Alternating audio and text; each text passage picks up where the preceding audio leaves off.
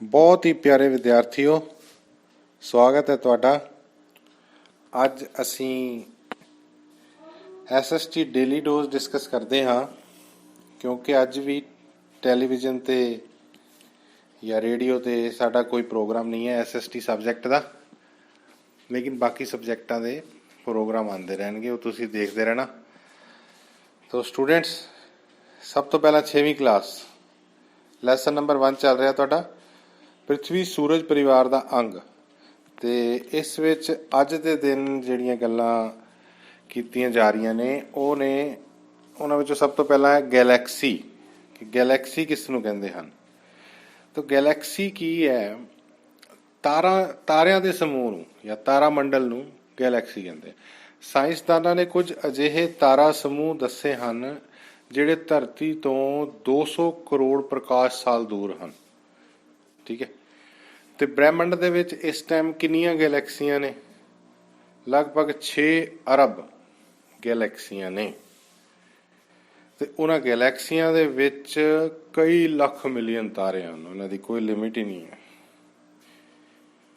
इस तो बाद आकाश गंगा, जिहड़ी साडी गैलैक्सी है उसका नाम है आकाश गंगा।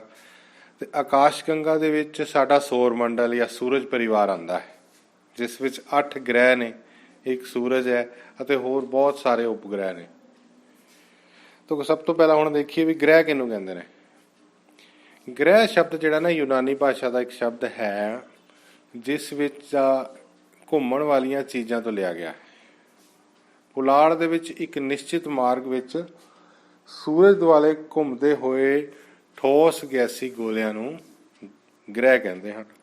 ये मन्निया जाता भी ग्रह किसी समय सूरज का हिस्सा ही सन, जिहड़े उस तो अलग हो गए।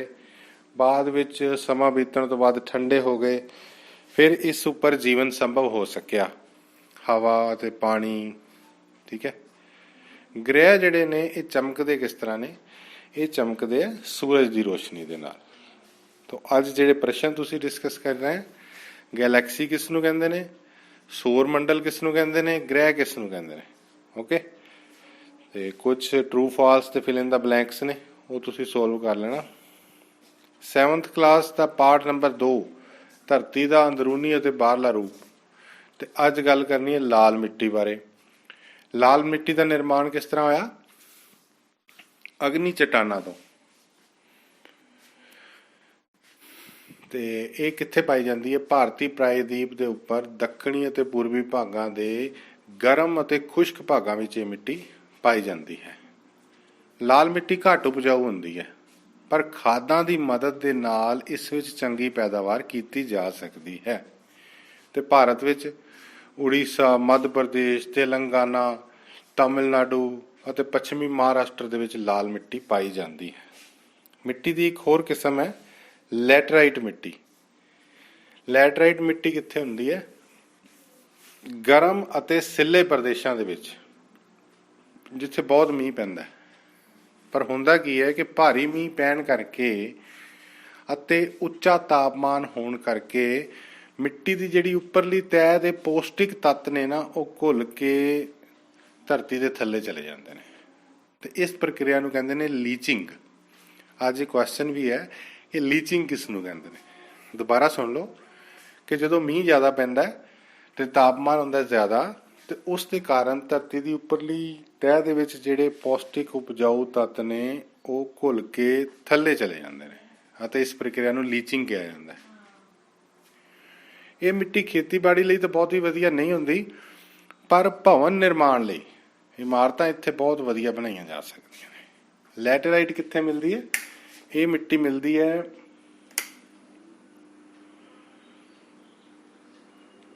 छोटा नागपुर के पठारकोल, पश्चिमी घाट और उत्तर पश्चिमी राज्यों के कुछ हिस्सों के। ओके। सो स्टूडेंट्स, अज असीं 8वीं क्लास की गल की है लाल मिट्टी और लैटराइट मिट्टी के बारे में। ये मिट्टी किस तरह बनती है, इसकी उपयोगिता की है, और भारत में कित्थे कित्थे पाईयां जांदियां ने। 8th क्लास लैसन नंबर 1 साधन किस्मां ते साम संभाल। तो अज जिहड़े साधनां की गल की गई है वो है मनुखी साधन, यानी कि ह्यूमन बींग्स, असी सारे लोग। ठीक है। इस विच की है ਕਿ ਕੁਦਰਤ ਦੁਆਰਾ ਪੈਦਾ ਕੀਤੇ ਗਏ ਸਾਰੇ ਜੀਵਾਂ ਦੇ ਵਿੱਚੋਂ ਮਨੁੱਖ ਨੂੰ ਸਰਵੋਤਮ ਪ੍ਰਾਣੀ ਮੰਨਿਆ ਜਾਂਦਾ ਹੈ ਤੇ ਮਨੁੱਖੀ ਸਾਧਨ ਦਾ ਵਿਕਾਸ ਕਰਨ ਦਾ ਅਰਥ ਇਹ ਹੈ ਕਿ ਉਸ ਦੇ ਗੁਣਾਂ ਦੇ ਵਿੱਚ, ਉਸ ਦੀ ਵਿਦਿਅਕ ਯੋਗਤਾ ਵਿੱਚ ਅਤੇ ਉਸ ਦੀ ਤਕਨੀਕੀ ਯੋਗਤਾ ਦੇ ਵਿੱਚ ਵਿਕਾਸ ਕੀਤਾ ਜਾਏ, ਕਿਉਂਕਿ ਵਿਕਸਿਤ ਮਨੁੱਖੀ ਸਾਧਨ ਜਿਹੜੇ ਨੇ ਉਹਨਾਂ ਦੇ ਕਾਰਨ ਹੀ ਸੰਸਾਰ ਦੇ ਵਿੱਚ ਦੇਸ਼ਾਂ ਦੀ ਤਰੱਕੀ ਸੰਭਵ ਹੈ। ਓਕੇ, ਤਾਂ ਮਨੁੱਖੀ ਸਾਧਨਾਂ ਦਾ ਵਿਕਾਸ ਕਰਨ ਲਈ ਸਿੱਖਿਆ ਦਾ ਬਹੁਤ ਅਹਿਮ ਯੋਗਦਾਨ ਹੈ। 9th ਕਲਾਸ ਅਰਥ ਸ਼ਾਸਤਰ ਪੜਾਂਗੇ ਬੇਟਾ। ਇੱਕ ਪਿੰਡ ਦੀ ਕਹਾਣੀ ਇਸ ਲੈਸਨ ਦਾ ਅਭਿਆਸ। ਪਹਿਲਾ, ਸਹੀ ਗੱਲ ਦੱਸਣਾ। ਇੱਕ ਜ਼ਰੂਰਤ ਪੂਰੀ ਹੋਣ ਤੋਂ ਬਾਅਦ ਦੂਜੀ ਜ਼ਰੂਰਤ ਪੈਦਾ ਹੋ ਜਾਂਦੀ ਹੈ। ਇਹ ਠੀਕ ਹੈ ਕਿ ਗਲਤ ਹੈ? ਬਿਲਕੁਲ ਠੀਕ ਹੈ। ਅਸੀਂ ਜ਼ਰੂਰਤਾਂ ਪੂਰੀਆਂ ਕਰਦੇ ਰਹਿੰਦੇ ਹਾਂ ਤੇ ਹੋਰ ਜ਼ਰੂਰਤਾਂ ਪੈਦਾ ਹੁੰਦੀਆਂ ਰਹਿੰਦੀਆਂ ਨੇ। ਅਰਥ ਸ਼ਾਸਤਰ ਦੀ ਪਰਿਭਾਸ਼ਾ ਦੱਸਣੀ ਹੈ ਵੀ ਠੀਕ ਹੈ ਕਿ ਨਹੀਂ। ਸੀਮਿਤ ਸਾਧਨਾਂ ਰਾਹੀਂ ਅਸੀਮਿਤ ਜ਼ਰੂਰਤਾਂ ਪੂਰਾ ਕਰਨ ਵਾਲੇ ਅਧਿਐਨ ਨੂੰ ਅਰਥ ਸ਼ਾਸਤਰ ਆਖਦੇ ਹਨ। ਹਾਂ ਬੇਟੇ, ਅਰਥ ਸ਼ਾਸਤਰ ਦੀ ਇਹ ਸਹੀ ਪਰਿਭਾਸ਼ਾ ਹੈ।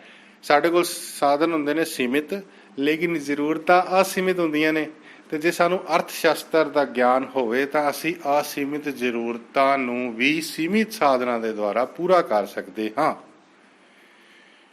ਸੇਵਾਵਾਂ ਛੂਹਣ ਯੋਗ ਚੀਜ਼ਾਂ ਹਨ। ਨਹੀਂ ਬੇਟਾ, ਗਲਤ ਹੈ। ਗੁੱਡਸ, ਵਸਤੂਆਂ ਛੂਹਣ ਯੋਗ ਹੁੰਦੀਆਂ ਨੇ, ਸੇਵਾਵਾਂ ਛੂਹਣ ਯੋਗ ਨਹੀਂ ਹੁੰਦੀਆਂ। ਸੇਵਾਵਾਂ, ਹੁਣ ਕੋਈ ਅਧਿਆਪਕ ਤੁਹਾਨੂੰ ਪੜ੍ਹਾ ਰਿਹਾ ਹੈ ਜਾਂ ਕਿਸੇ ਡਾਕਟਰ ਕੋਲੋਂ ਤੁਸੀਂ ਇਲਾਜ ਕਰਵਾਉਂਦੇ ਹੋ ਤਾਂ ਤੁਸੀਂ ਉਸ ਦੀਆਂ ਸੇਵਾਵਾਂ ਲੈ ਰਹੇ ਹੋ, ਲੇਕਿਨ ਤੁਸੀਂ ਉਹਨੂੰ ਟੱਚ ਨਹੀਂ ਕਰ ਸਕਦੇ, ਛੂਹ ਨਹੀਂ ਸਕਦੇ। ਸੇਵਾਵਾਂ ਨੂੰ ਛੂਹਿਆ ਨਹੀਂ ਜਾ ਸਕਦਾ। ਕੀਮਤ ਤੋਂ ਭਾਵ ਵਸਤੂ ਦੇ ਮੁੱਲ ਤੋਂ ਹੈ। ਹਾਂਜੀ ਬੇਟਾ, ਸਹੀ ਹੈ। ਖਾਲੀ ਥਾਵਾਂ ਭਰੋ। ਪੰਜਾਬ ਨੂੰ ਦੇਸ਼ ਦੀ ਡੈਸ਼ ਵਜੋਂ ਜਾਣਿਆ ਜਾਂਦਾ ਹੈ। ਪੰਜਾਬ ਨੂੰ ਦੇਸ਼ ਦੀ ਅਨਾਜ ਦੀ ਟੋਕਰੀ ਵਜੋਂ ਜਾਣਿਆ ਜਾਂਦਾ ਹੈ, ਕਿਉਂਕਿ ਪੰਜਾਬ ਦੀ ਮਿੱਟੀ ਉਪਜਾਊ ਹੈ। ਇੱਥੇ ਬਹੁਤ ਸਾਰੀਆਂ ਫਸਲਾਂ ਹੁੰਦੀਆਂ ਨੇ ਤੇ ਉਹ ਫਸਲਾਂ ਦੂਜੇ ਰਾਜਾਂ ਵਿੱਚ ਵੀ ਭੇਜੀਆਂ ਜਾਂਦੀਆਂ ਨੇ। ਅਨਾਜ ਸਭ ਤੋਂ ਜ਼ਿਆਦਾ ਪੰਜਾਬ ਵਿੱਚ ਹੁੰਦਾ। ਫਿਰ ਹੈ ਕਿ ਸਰਦੀਆਂ ਦੇ ਮੌਸਮ ਵਿੱਚ ਕਿਹੜੀਆਂ ਫਸਲਾਂ ਬੀਜੀਆਂ ਜਾਂਦੀਆਂ ਹਨ? ਦੱਸੋ।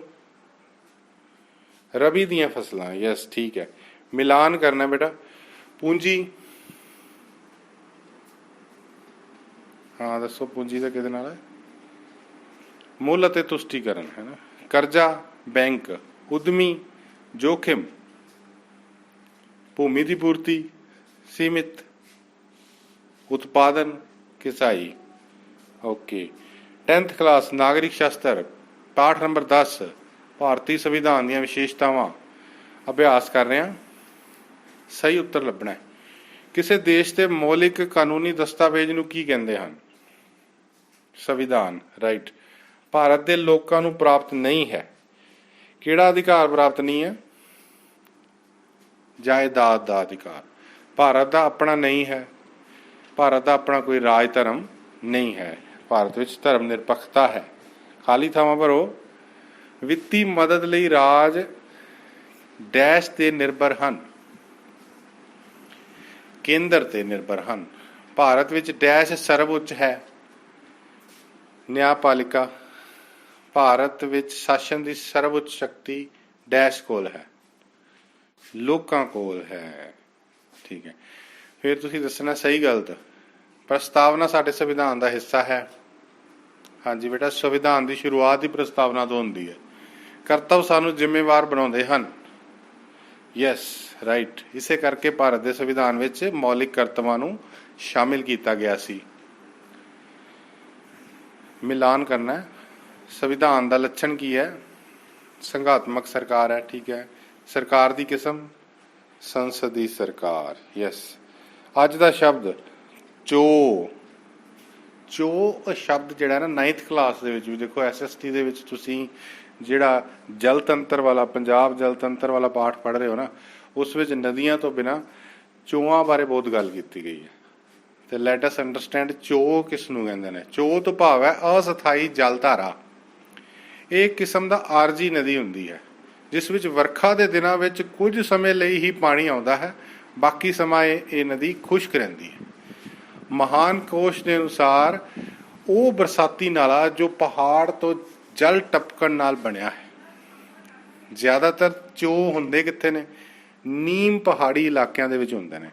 ਜਦੋਂ ਵਰਖਾ ਦਾ ਮੌਸਮ ਹੁੰਦਾ ਹੈ ਤਾਂ ਪਹਾੜਾਂ ਤੋਂ ਢਲਦਾ ਪਾਣੀ ਕਈ ਰਸਤੇ ਬਣਾ ਕੇ ਨਿਕਲਦਾ ਹੈ ਅਤੇ ਅੱਗੇ ਜਾ ਕੇ ਹੌਲੀ ਹੌਲੀ ਕਿਸੇ ਮੁੱਖ ਨਦੀ ਵਿੱਚ ਸਮਾ ਜਾਂਦਾ ਹੈ।